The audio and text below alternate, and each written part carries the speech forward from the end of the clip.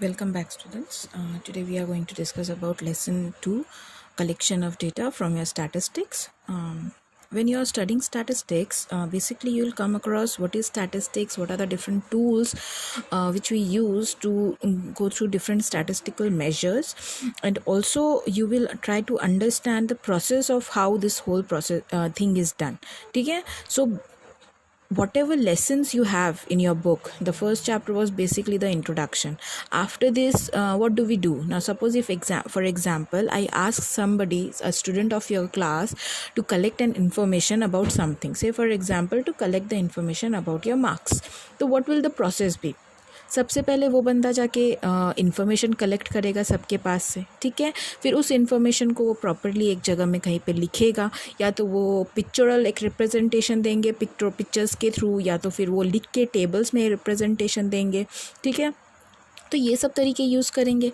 उसके बाद जो रिज़ल्ट उनका आया, जो उन्होंने सारा कलेक्शन ऑफ डेटा किया, उसके एनालिसिस को वो एक रिज़ल्ट पे लाने की करेंगे, एक ऑब्जेक्टिव के में दिखाने की कोशिश करेंगे using some different kinds of tool. तो बेसिकली यही पूरा प्रोसेस ऑफ स्टैटिस्टिक्स है। सबसे पहला प्रोसेस होता है हमारा collection of data, where we are trying to collect data, ठीक है। So lesson 2 is a little bit lengthy chapter but easy chapter, आपको बस समझना है, and if you understand it is very easy for you people, ठीक है। So starting with lesson 2, it is collection of data. Now we have studied the definition of statistics in lesson 1. In lesson 1 हमने पढ़ा था कि statistics क्या होता है. Statistics is basically, it is a means which is used to collect numbers, to collect data, to collect facts, right? Statistic means numerical or quantitative data which are used to gain some meaningful conclusion.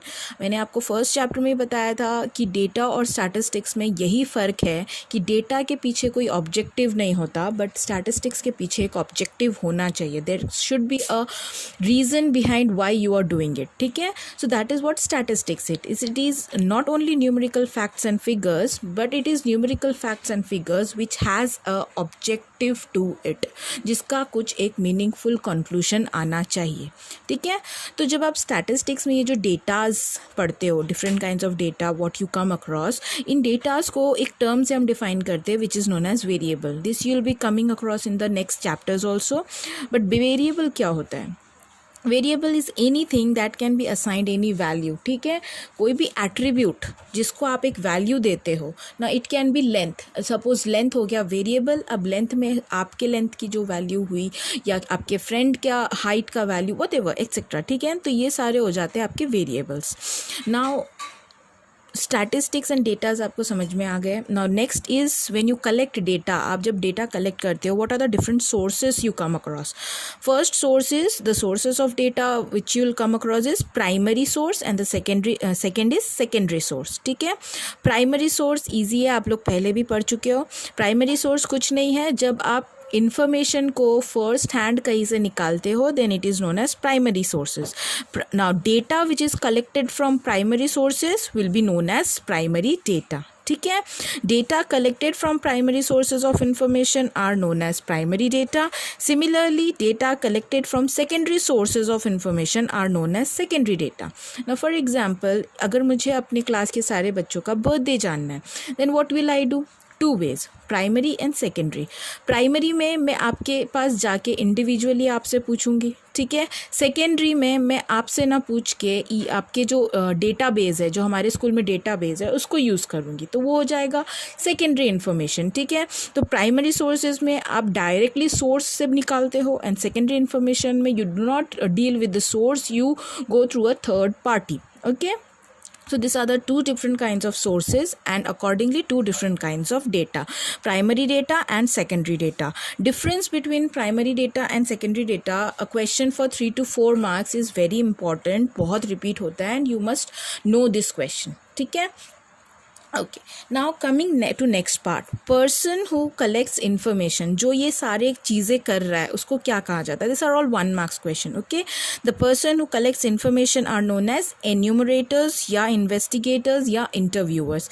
Now लगभग ये सारे term same है, ये सारे जो denominations है it is given for to the same person, but only slight difference is investigator is the higher version, and उनके अंदर जो वो हायर करते हैं लोगों को उसको एन्यूमरेटर कहते हैं. फॉर एग्जाम्पल, जब आपको सेंसस किया जाता है इंडिया में, जब सेंसस होता है it is conducted by our country, our government of India, right.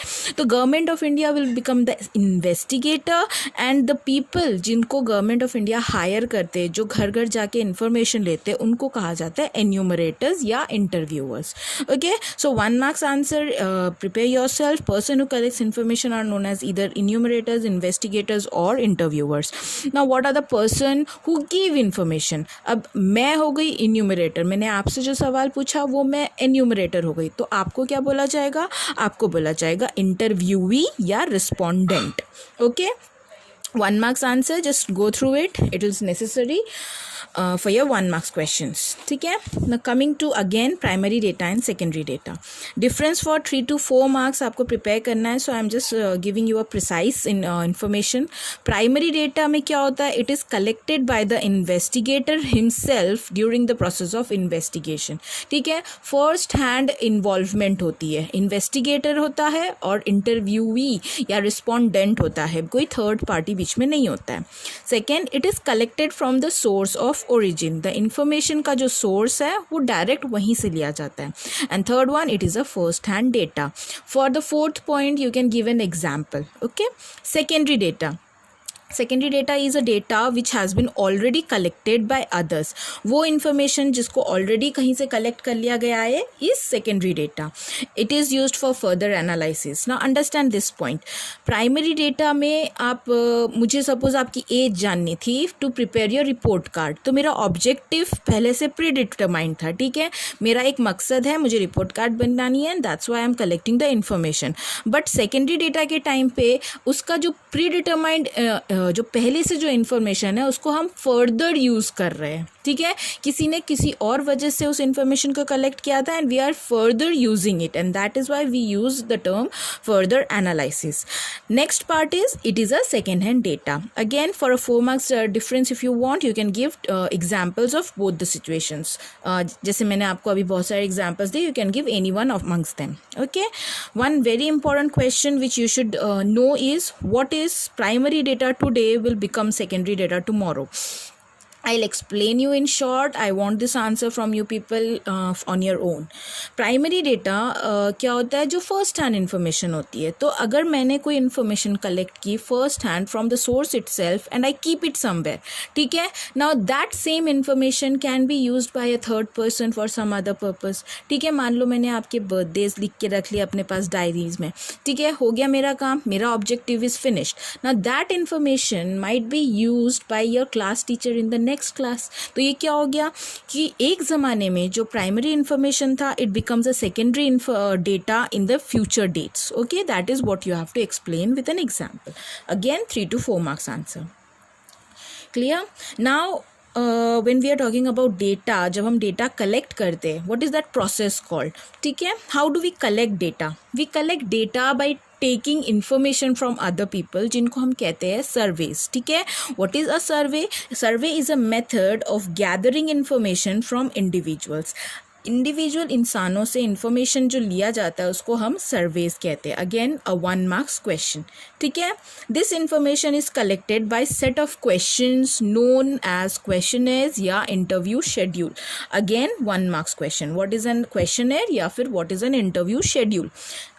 Suppose if I want to collect information of your birthdays, again repeating the same example, then what will I do? I'll ask question from you, when is your birthday, right? तो मैंने क्या किया, आपको एक सवाल पूछा. I have prepared a set of question for each and every one depending on my purpose. तो क्या हो गया? That is known as a questionnaire. Questionnaire is a set of questions which we determined for a pre defined objective. कोई एक objective के लिए हमने एक सेट ऑफ क्वेश्चंस बना लेते हैं, उसे कहा जाता है questionnaire. Now this question is again very important. It might come for a 4 marks question. ठीक है, now 4 marks में what is an questionnaire and what are the characteristics of a good question है. एन आइडियल या फिर a good question है must possess the following qualities. ठीक है, उनमें कुछ क्वालिटीज़ है जो होनी चाहिए and then only we say that the questionnaire is good. Number 1, number of question should be minimum as possible. ठीक है, ऐसा नहीं है कि अगर आपको क्वेश्चनर बनाने दिया तो आप जितनी मर्जी चाहे उतने क्वेश्चंस डाल सकते हो. नहीं, the question should be fixed, that is depending on your objective. अगर आपका ऑब्जेक्टिव में 5 क्वेश्चन से फुलफिल हो सकता है तो आप सिर्फ 5 क्वेश्चन डालोगे. You are not going to increase it. Okay, next, series of question should move from general to specific. Like when we do a conversation with each other, वो बहुत दिनों बाद जब हम मिलते हैं एक दूसरे से तो हम सबसे पहले क्या पूछते हैं? जनरल क्वेश्चन, हाय कैसे हो, सब ठीक, घर में कैसे, and then we come to specific questions. Okay, how are, which college you are going, etcetera etcetera. Same thing in should be in a question है. फर्स्ट आप जनरल क्वेश्चन करोगे, do you like fruits, and then आप specific question करोगे, what is your idea about grapes. ठीक है, clear. Next, the question should be precise and clear. Precise mean short to the point. ठीक है, and clear. उसमें इतने words नहीं डालना है कि आगे वाला जो इंसान है, रिस्पोंडेंट है, वो कंफ्यूज हो जाए. The question should not B ambiguous. Ambiguous मतलब confusing questions नहीं होने चाहिए. It should be straightforward questions. Okay, then question should not use double negatives. Try to avoid don't, shouldn't, couldn't, etc etc. ठीक है, double negatives नहीं use करना चाहिए because people might get confused. Next, question should not be leading questions. Leading questions means, suppose if I say, if I ask you a question, being an idiot, I'm very sorry, being an Indian, one should not do things against the country. ठीक है, तो ये मैंने पहले से आपके दिमाग में बात डाल दिया है कि आप इंडियन हो, आपको नहीं करना है. इसके बाद अगर मैंने पूछा, आपसे कुछ भी सवाल किया, तो आप उसका गलत जवाब नहीं दोगे. ठीक है, या फिर an example, you are the best boy in the class, you will तो not do any bad thing. तो मैंने पहले ही मान लिया कि आप कुछ गलत चीज़ नहीं कर रहे हो, तो हो सकता है आपसे कोई गलती हो. ठीक है, so there should not be a leading questions. Next, question should not indicate alternatives. आप डबल क्वेश्चंस नहीं दे सकते, ऑल्टरनेटिव्स नहीं दे सकते. डू यू लाइक एप्पल और you like more than say for example bananas. ठीक है, इस टाइप के क्वेश्चन नहीं देने चाहिए आपको. एक ही क्वेश्चन है, डू यू लाइक एप्पल या फिर do you like bananas. Okay, question should B preferably close ended. Close ended question मतलब जिसका आंसर लिमिटेड हो, या तो हाँ या तो ना, या तो फिर आपके जो MCQ क्वेश्चन है उस टाइप के होने चाहिए. MCQs are close ended question. Open ended question क्या होते हैं? जस्टिफाई. जो आपकी क्रिएटिव थिंकिंग होती है वो ओपन एंडेड क्वेश्चन होते हैं. तो क्वेश्चन में ओपन एंडेड क्वेश्चन को अवॉइड करना चाहिए. ठीक है, so this are the properties of a good question है. ठीक है, that much for now. We'll continue in the next video.